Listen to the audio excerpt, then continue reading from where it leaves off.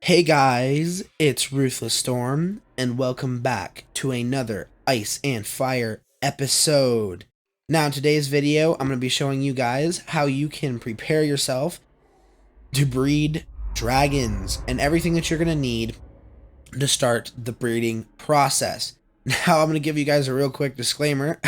This is the third time I've recorded this, because the first time it corrupted, second time it didn't save it because I accidentally hit stream instead of record, and the fourth time, for some reason, it just didn't even register the fact that the video was a thing, and it just didn't work. So now this is take, I think, 4. So yeah, hopefully it goes well, but let's hop into it.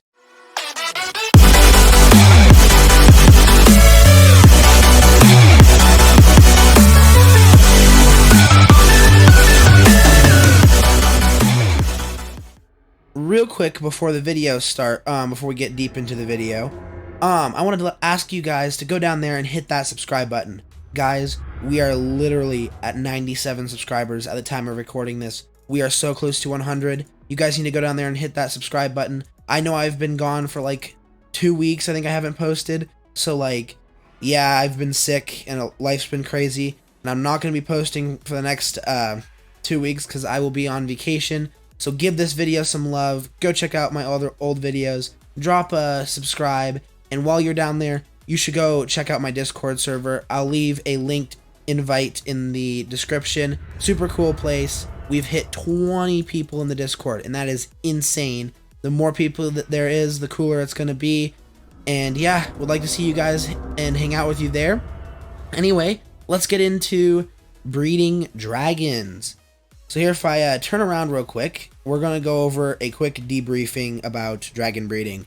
First, of course, you're going to need 2 of the same type of dragons. You're going to need 2 fire dragons, or 2 ice dragons, 2 fire dragons, or 2 lightning dragons. You cannot breed a fire dragon with an ice dragon, or a lightning dragon with a fire dragon. It just doesn't work that way. You have to have 2 of the same type of dragon. Fairly simple, right?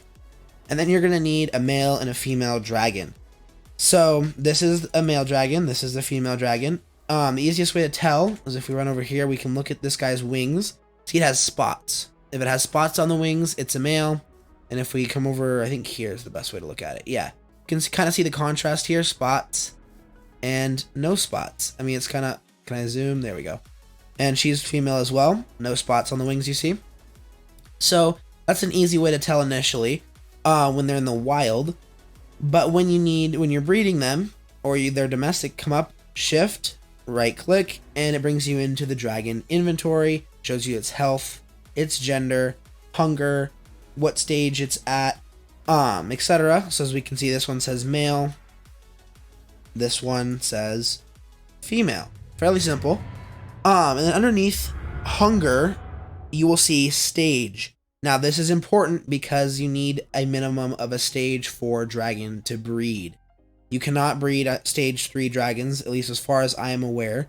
And you can see they look fairly different. I mean, this is a stage 2, so, a lot smaller.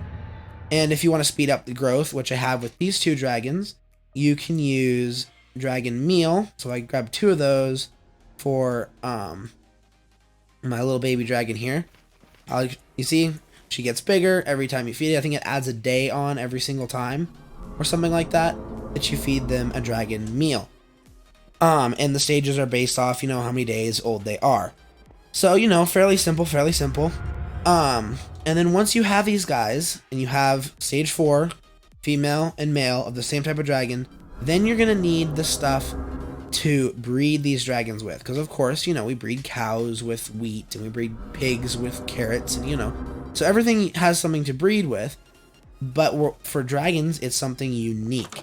Now, what I'm going to show you is probably one of the most useful things in the whole game. I've gone over this in previous episodes as well, and it's called the, I'm not going to try to pronounce it. I think it's Bestiary or Bestiary. I don't know how you pronounce it.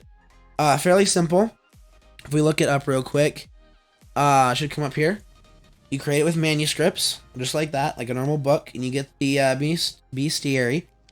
And with this, you can learn a lot about ice and fire. You're going to have to create a lectern as well, which is fairly cheap. And then you treat it just like a enchanting table. You just put it in here, And then you put manuscripts here, and you can choose from the 3, but because I've filled up mine, I don't have any to choose from because it's full. So as you can see, it's full. Everything is in there. So once you open it up, it has everything for, introduction, dragon eggs. We're not going to need dragon eggs or about the dragon themselves because we want to know how to breed them, which I'm pretty sure is under tamed dragons. See, I should have this set up better than I do. I don't have it set up very clean. It's kind of all over the place. So we click on tamed dragons. It tells you a bunch about tamed dragons, the food that you use to grow the dragon faster, staff, etc. And here's where things get important. This talks about breeding right here. So as you can see right here, it says fire lilies and frost lilies are used to make fire mixture and fire frost mixture respectively. This mixture can be used to breed 2 tamed dragons by interacting with the female and the male, breeding, etc. We all know how that works. So right here it shows you the recipes for the 2. For the, I think it's called the fire mixture, you need blaze rod, fire lily, and a bull. And then for the frost mixture, you're going to need, I think those are prismarine shards or crystals. I think they're crystals. And you're going to need the blue flower. Now, unfortunately, in the previous episode, I already crafted this into the frost lily mixture. So let me see if I can run outside. Oh, it's turning nighttime. But the frost lilies will spawn in any cold biome. These open ones are really nice because you can usually see what you're looking for pretty easily, and they stand out pretty clear. Like, I don't have any to show you right now, because I have gathered all the ones that are close to me, and it takes a solid bit of time. Like, I gathered 7 of them. If we looked up frost lily mixture, see, you craft it like this. You can place these anywhere in the crafting bench, and it will make, you don't have to have it in any specific order. But yeah, they're kind of hard to find. So when you're running around in your world, you should pick them up while you're exploring, even if you don't need them yet, because eventually you will need them. So, once you've gathered your frost lilies, you're going to need crystals, or, you're going to need blaze rods, because that's what you use for the fire dragon, and I think lightning dragon as well. You use the same, but it may just be a special flower for that. I don't know, and they may not have updated the Bestiary. But if you come into the Nether, my fortress is way that way. I don't know if you can see it from here. Can you? It's pretty. I don't think you can see it. But go over there, collect blaze rods. Pretty simple.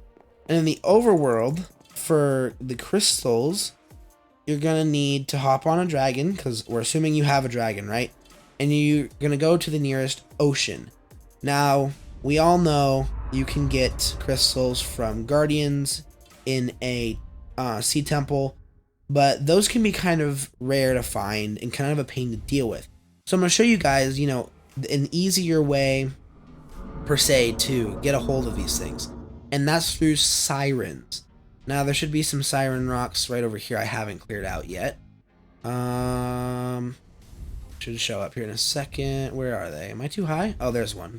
Oh, there's a bunch over here. There we go. That works out. So I'm just gonna look for here's the dragon horn. I'm gonna fly you down near the water. Like this. I'm gonna get off of you. I'm gonna pick you up. Did I pick you up? Okay, good. So once you're in the water, I did craft some special armor for this, but I ended up not needing it, and I'll show you guys some of the stuff I got in the last 3 recordings that isn't gonna be in that, you're not gonna see me getting in this episode because, of course. But once you get close enough, they start to like reel you in per se with their song, and you can't really escape. Once you're here with this sword, I 3-shot them, or 2-shot them, so it's pretty easy. I want you on the rock. Come up on the rock, please. You're easier to kill on the rock. Why are you not in the rock? I don't want you to sink to the bottom. Goodness. There we go. Got one. Why are you trying to pull me in? Oh my word. You're actually like dealing damage. Oh, okay, there you go. Sink to the bottom, and that should do it. There we go.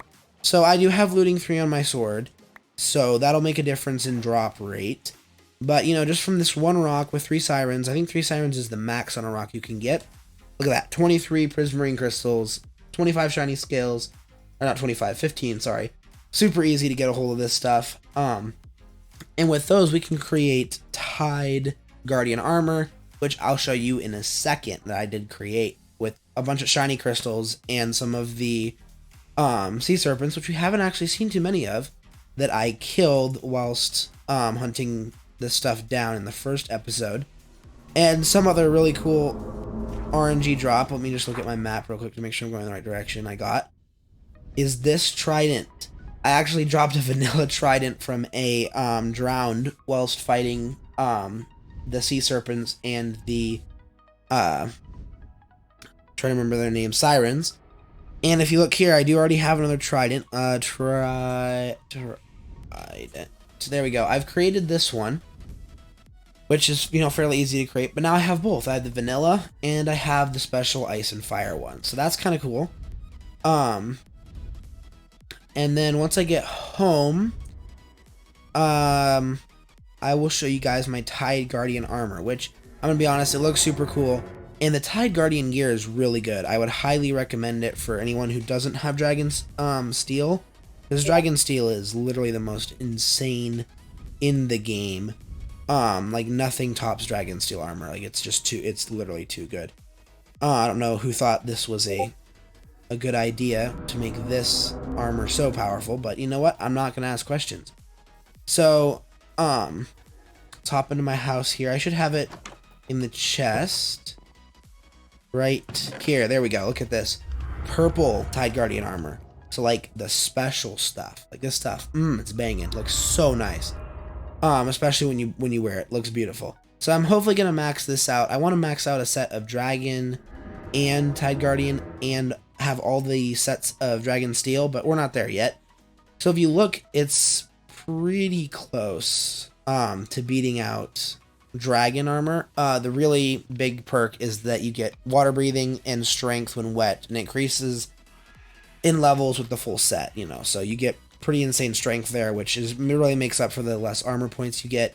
But we'll end up testing this stuff out and doing stuff in the future with it. So that's besides the point though. So now that you have your crystals and you can just store all your scales, maybe your prismarine shards. I don't think I need these. Do I have a place to keep these? So I do up here. You're going to need this, and then, of course, the lilies you've gathered, and you're going to craft it into, I think it's called a frosted... There we go.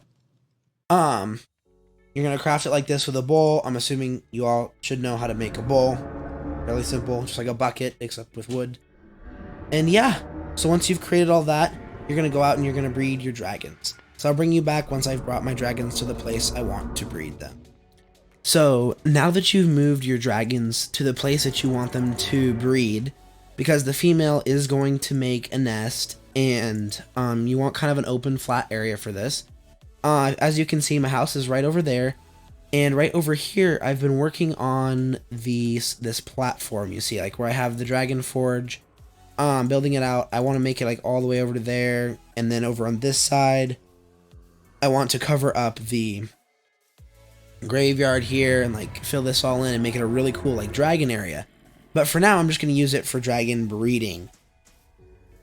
So in this episode, I do need to cut it short because my time for recording and editing is pretty small, and I've shown you guys how you can gather everything you need to gather for dragon breeding, everything you're gonna need, what you're gonna need to do, everything you have to have.